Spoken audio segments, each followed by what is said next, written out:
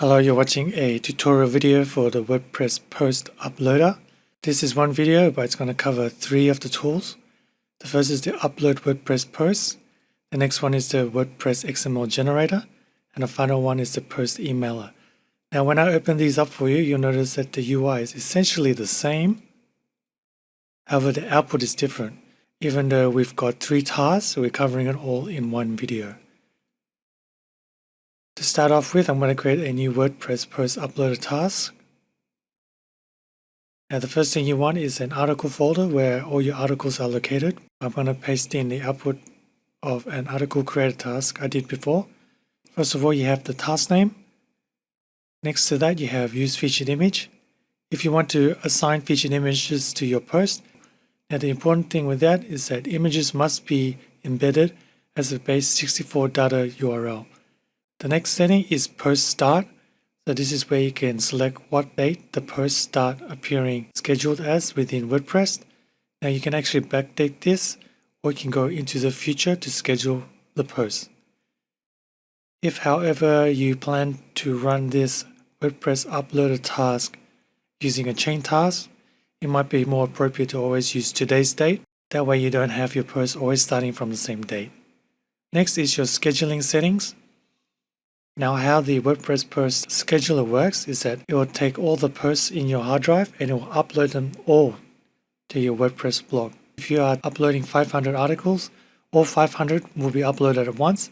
However, with the scheduler, not all articles will be visible. In fact, they will appear as scheduled in your WordPress blog.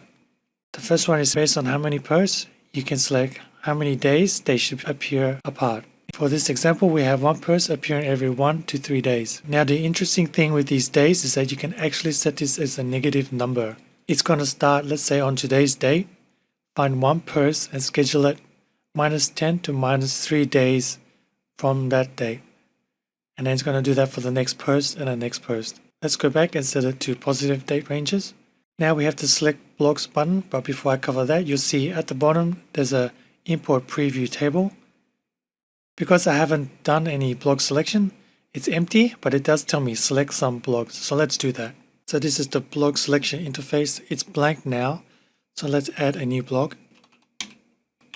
When you're adding a WordPress blog, it's important that you use an application password. If you're not sure what that is, there is an icon you can hover over here and click on this tutorial link. When you're adding WordPress blogs, you can't use your normal admin username and password. You must create a separate password within the WordPress site and use that to do your posting. I don't have one, so this is just an example. Once you've added a blog, you can click on back. If you have the domain username and application password already for a bunch of blogs, it's possible actually just to import all this information using a CSV file instead of typing it inside manually. Once you've added your blogs to the interface, you need to select them. Anytime you click on a blog, the selection count goes up.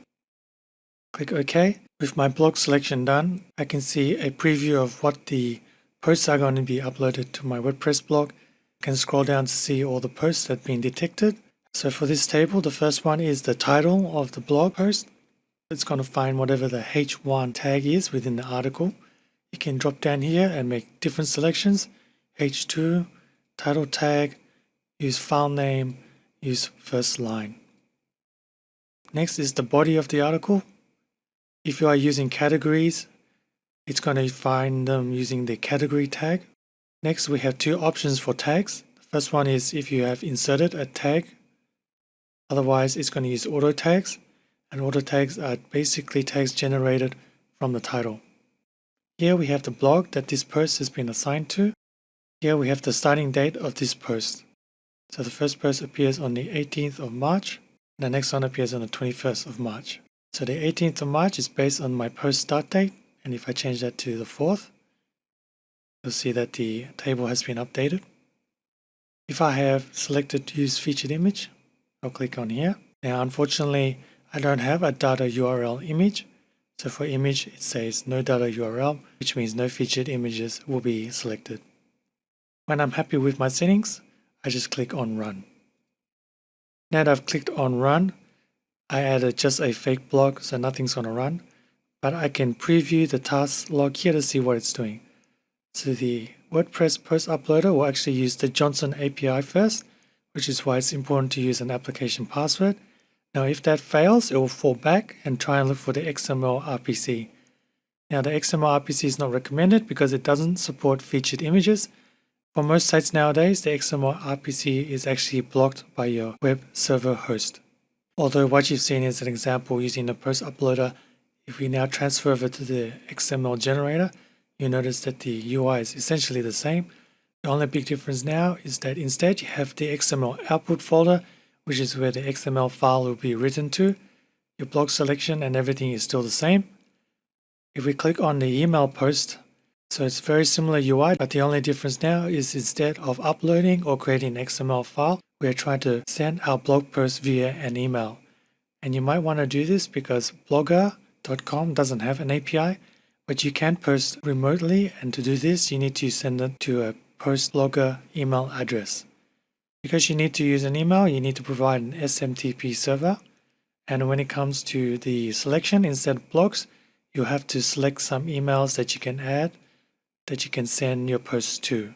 If you have any questions about what you've seen today, please feel free to reach out at seocontentmachine.com.